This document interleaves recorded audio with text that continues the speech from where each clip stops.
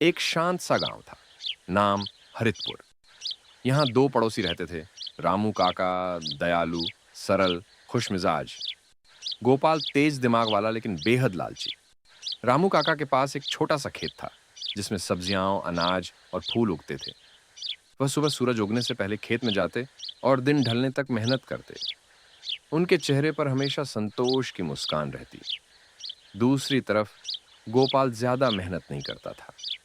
वह हमेशा सोचता, रामू काका के खेत में इतना सब कैसे उगता है, मैं भी किसी तरह उनका फायदा उठाऊं।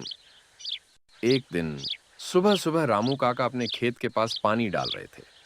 तभी गोपाल आया और बोला, काका, आपका खेत जादुई लगता है। एक बात बताइए, क्या आप इसमें कोई खास बीज डालते हैं?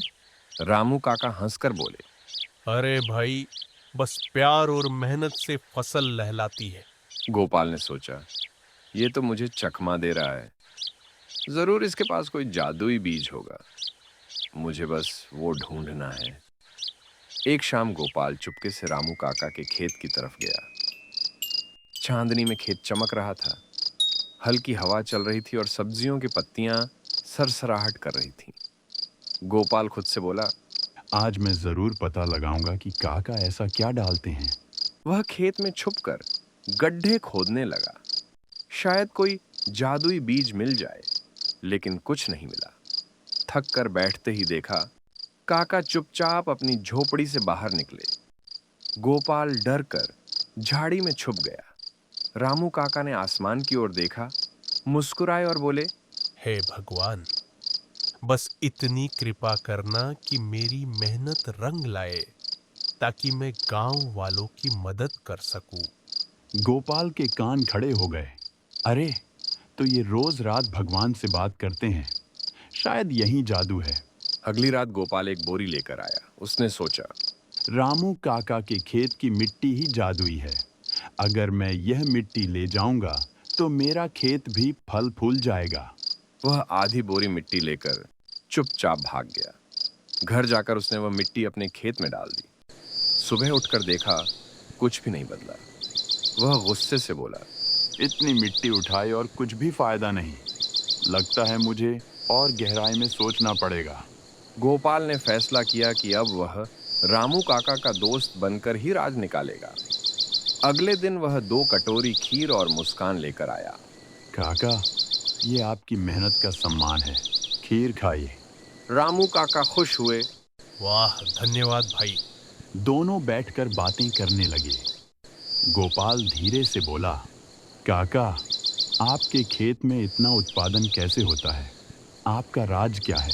रामू काका हंसते हुए बोले, मेरा राज कोई जादू नहीं, बस 3 चीजें: मेहनत, ईमानदारी और भगवान का भरोसा। गोपाल ने सोचा, ये मुझे बेवकूफ बना रहा है। अब असली काम करना पड़ेगा। एक रात गांव में भारी तूफान आया। बिजली चमक रही थी, पेड़ गिर रहे थे। रामू काका का छोटा घर पानी से भर गया। वह अकेले निकासी कर रहे थे। उसी समय गोपाल ने अपनी खिड़की से देखा।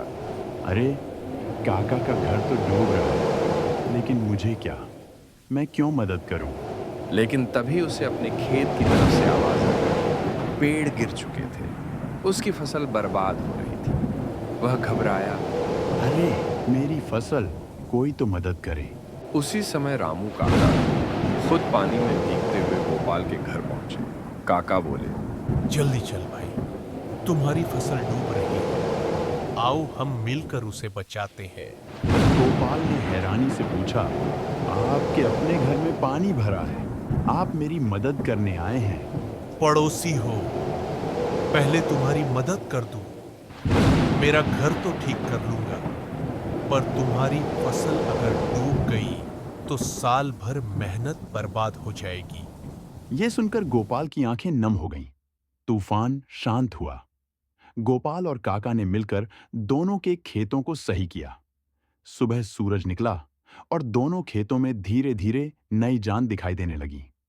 गोपाल पहली बार समझ पाया, जिस खेत को मैं जादुई समझता था, उसकी असली ताकत काका का दिल था। उसने शर्मिंदा होकर कहा, काका, मैंने आपकी मिट्टी भी चुराई, आपके खेत में घुसा, आप फिर भी मेरी मदद करने आए। मैं कितनी गलत फहमी में था। भाई, पड़ोसी सिर्फ पास रहने वाला नहीं होता, वह साथ चलने वाला होता है। उस दिन के बाद गोपाल लालच छोड़कर मेहनत से काम करने लगा। काका ने भी उसे खेती के सही तरीके सिखाए। धीरे धीरे दोनों के खेत खेत ही नहीं रहे, वे दोस्ती, भरोसे और मेहनत के प्रतीक बन गए। गांव वाले कहते, जहां दिल साफ हो वहां जमीन भी सोना उगाती है। लालच इंसान को अंधा बना देता है, लेकिन दया और ईमानदारी रिश्तों को मजबूत करती है। सच्ची सफलता मेहनत और अच्छे दिल से मिलती है, किसी का फायदा उठाकर नहीं।